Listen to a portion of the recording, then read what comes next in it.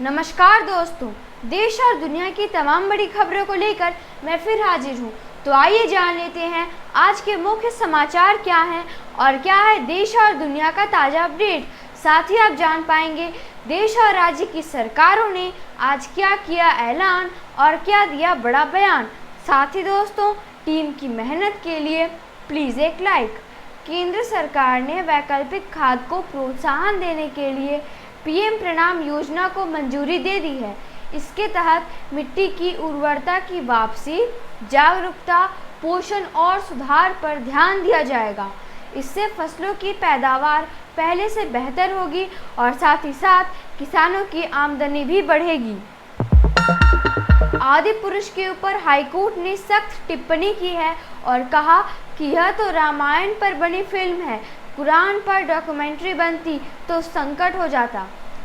Court का कहना है कि धार्मिक भावनाओं से छेड़छाड़ करती हुई फिल्में बनाई ही क्यों जाती हैं। इसरो जुलाई महीने में चंद्रयान 3 लॉन्च करने वाला है, ऐसी खबर आ रही है। यहाँ आपको बता दें कि चंद्रयान 2 अभियान के तहत चंद्रमा की सतह पर उतरने का प्रयास विफल हो गया था। इसरो प्रमुख ने बताया कि अंतिम तारीख अभी तक निर्धारित नहीं हुई है, लेकिन 12 से 19 जुलाई के बीच चंद्रयान 3 की लॉन्चिंग होगी। वित्त मंत्रालय के नए नियम के मुताबिक क्रेडिट कार्ड से विदेश में जाकर किए जाने वाले किसी भी खर्च पर कोई टैक्स नहीं लगेगा। हालांकि क्रेडिट कार्ड के अलावा अगर आप अन्य माध्यम से विदेश में जाकर 7 लाख रुपए से अधिक किसी एक वित्त वर्ष में खर्च करते हैं तो उस पर टैक्स देना होगा। डिजिटल भुगतान के मामले में भारत काफ़ी आगे बढ़ चुका है और अब केंद्र सरकार देश की सभी पंचायत में यूपीआई के माध्यम से राजस्व लेने की तैयारी में है। जिस दिल्ली में औरंगजेब ने अपना राज्याभिषेक कराया था, उसके नाम की आखिरी लेन का नाम भी बदल दिया गया है और इसे अब डॉक्टर एपीजे अब्दुल कलाम लेन के नाम से जाना जाएगा। आम आदमी पार्टी ने कहा कि अगले साल होने वाले आम चुनाव में दिल्ली की सभी 7 लोकसभा सीटों पर अपने दम पर चुनाव लड़ेगी।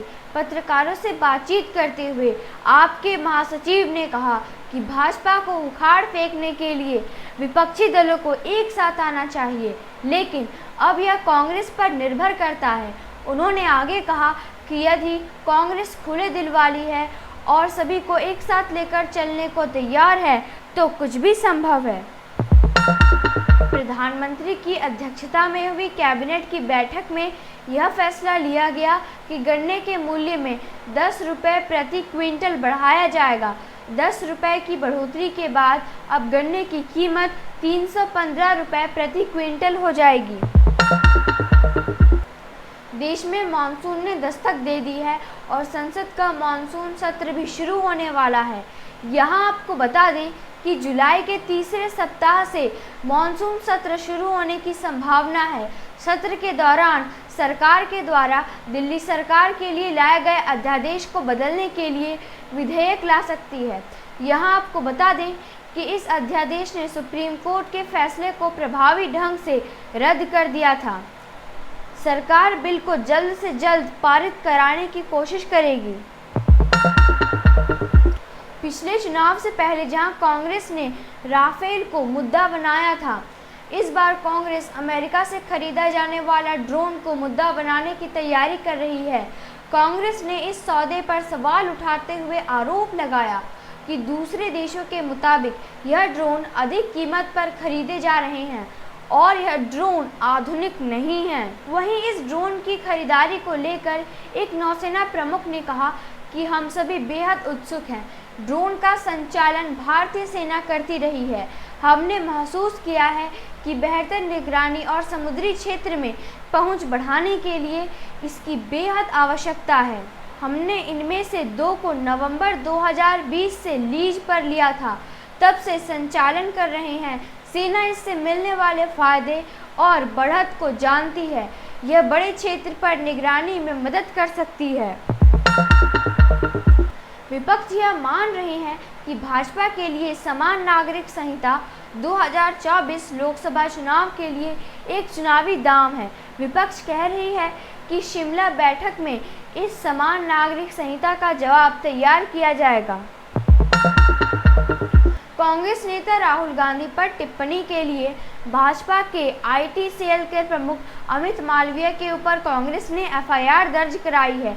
उनके ऊपर जिन धाराओं को लगाया गया है उसके तहत धर्म, नस्ल, जन्मस्थान, निवास, भाषा के आधार पर विभिन्न समूहों के बीच द्वेष फैलाने का मामला बनाया गया है।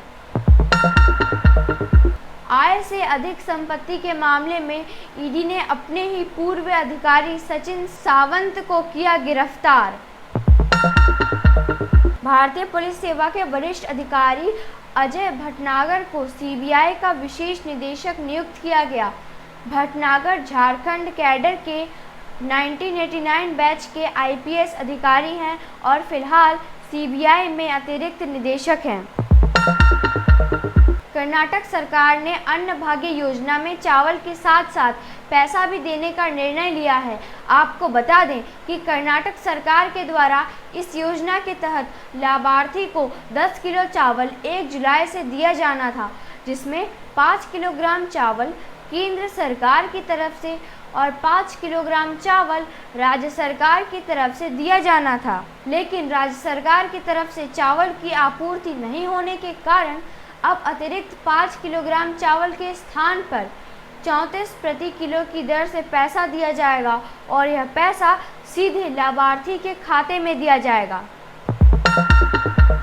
व्हाट्सएप पर एक नया संदेश प्रसारित हो रहा है जिसमें लोगों को पिंक व्हाट्सएप डाउनलोड करने का लिंक दिया जा रहा है। मुंबई पुलिस ने चेतावनी जारी करते हुए कहा कि इस संदेश पर दिए गए लिंक पर क्लिक ना करें। इस लिंक पर क्लिक करने से यूजर्स की डिवाइस पर हैकर्स का हमला हो सकता है। सरकारी नीतियों और हाल ही में अमेरिका के साथ हुए कई आर्थिक समझौते से विदेशी निवेशकों का भारतीय अर्थव्यवस्था पर भरोसा बढ़ा है और इसका असर शेयर बाजार में भी देखने को मिल रहा है। पिछले कुछ समय से ही आशंका जताई जा रही थी कि मानसून से होने वाली बारिश इस साल कम होगी और इससे खरीफ की फसल प्रभावित होगी, जिसके परिणाम स्वरूप महंगाई बढ़ेगी। लेकिन मानसून से होने वाली बारिश की स्थिति पहले से बेहतर हुई है।